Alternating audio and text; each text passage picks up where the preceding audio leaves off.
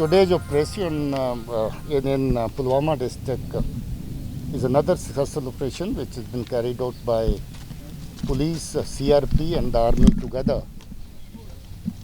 Unfortunately, we have lost a brave head constable Kale Sunil in this operation. Otherwise, operations so far have been very neat and clean without any collateral damage on the civilian side and on our own side as well.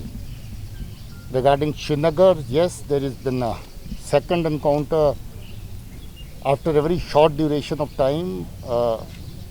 Just a day ago, we have had a very successful operation in downtown Srinagar, carried out by police and CRP. Both the organization did a wonderful job, and the best part was that the forces exercised a lot of restraint. As it happened during the last encounter, a couple of houses got damaged during the course of encounter. This time, more meticulous planning was there, and they've been able to ensure that there is no collateral damage on the ground. Another thing about the operation in Srinagar was that our operation was delayed for 2 hours, just for one reason, to give an opportunity to the boys, to the militants, to come out and surrender. We got their family members, we got the local respectables to make an appeal to them. It's only when they did not budge and fired upon the security forces about the operation party, they had to retaliate, and that operation was carried out. But again, good thing was that operation was very neat and clean without any collateral damage on any side. Operations are happening at a regular frequency now, and our ground forces are making an effort to stabilize, to further strengthen peace in this region. And I'm happy that so far our forces have been able to do very well on that count. Dilbag Singh, do you see any shift in the policy of militant outfits after they are getting blow every day? See, they've always been planning to go in for some big action. You remember 28th of last month, we were able to neutralize a very big vehicle-borne IED in Pulwama district. That was meant for an attack on the security forces. Luckily, our alert forces on ground, police, CRP, army together were able to detect it and neutralize the threat. We have reports that the militants are again, especially Jaish-e-Mohammed, is again planning to have some big IED incident somewhere against the security forces or any other incident directed against the security forces. We are exercising full restraint and full alert at all the levels. So I'm sure our alert troops would be able to take care of those designs. Sir, Kupwara Lolab में भी अभी operation चल रहा है और आज जो है श्रीनगर के हरवन में भी एक बड़ा जो है हाइडाउन बस्ट किया गया, इसके बारे में सब डिटेल बताइए। देखिए, जैसे मैंने कहा, दिन में लगभग 2 दर्जन ऑपरेशन चलते हैं और 2 दर्जन ऑपरेशन में से कभी कभार 1, कभी 2 क्लिक करते हैं, कभी कोई भी नहीं करता है, ऐसा भी होता है। हमारी कोशिश है कि जो भी इत्तला हमें टेररिस्ट के बारे में आती है, टेररिस्ट एक्टिविटी के बारे में आती है, मूवमेंट के बारे में आती है, हम उस पर एक्ट करें। दिन रात फोर्सेस मिल करके काम कर रही हैं और हर इत्तला के ऊपर ऑपरेशन लॉन्च करती हैं। आज लोलाब में ऑपरेशन शुरू हुआ है, वहाँ भी कोई इत्तला थी कि वहाँ कोई हाइड आउट है जिसके अंदर मिलिटेंट्स की प्रेजेंस है। एक दिन पहले कापरंद में मिलिटेंट्स की प्रेजेंस थी, वहाँ ऑपरेशन लॉन्च किया गया था। Unfortunately we miss that target.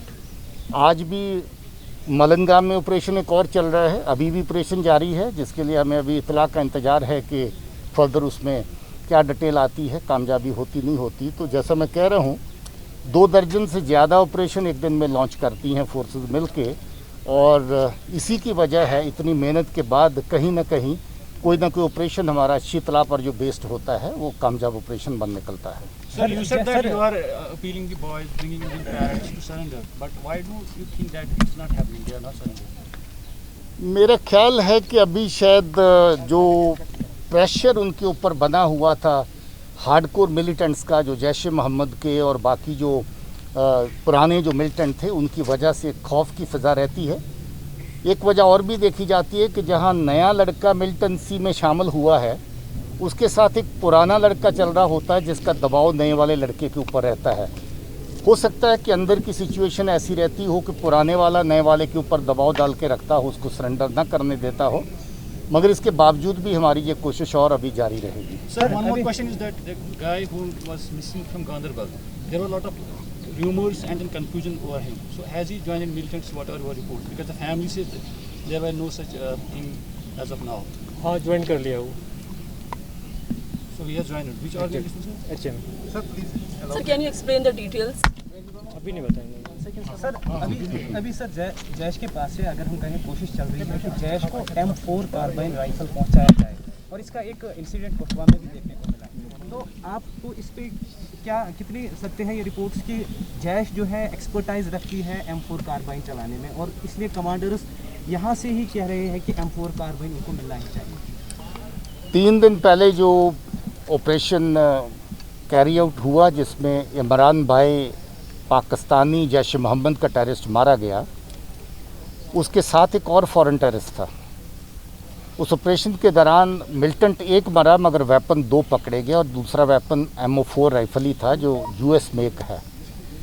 Jaish Mohammad जो है इसके पास MO4 का ठीक ठाक इस्तेमाल करने की कैपेसिटी भी है, एक्सपर्टीज़ भी है, और ये इनका काफ़ी हद तक प्रेफर्ड व्हीकल है क्योंकि ज़्यादा लंबे फासले से इससे मार कर सकते हैं, और काफ़ी कारगर वेपन है क्योंकि इसके ऊपर साइट वाइट बाकी सब चीज़ें लगी रहती हैं।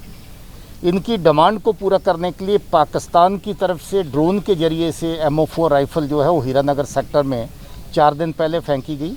BSF ने उस ड्रोन को मार गिराया। इनकी डिमांड बार बार रहती है कि वहाँ से MO4 राइफ़ल और इसके साथ ग्रेनेड और बाकी सामान और भेजें। पाकिस्तान की तरफ से भी इस तरह की कोशिशें हो रही हैं मगर उनको बार बार नाकाम किया जा रहा है। पाकिस्तान की तरफ से और भी कोशिशें हो रही हैं कि जैश मोहम्मद के और कार्डर्स और लश्कर तौबा के और कार्डर जो हैं कश्मीर के अंदर भेजे जाएं। उसके लिए चाहे उनको IB सेक्टर का इस्तेमाल करना पड़े जम्मू में, जहाँ फिर रजौरी पुंछ के सेक्टर में कल परसों से भी नौशहरा सेक्टर फिर से बहुत एक्टिव चल रहा है।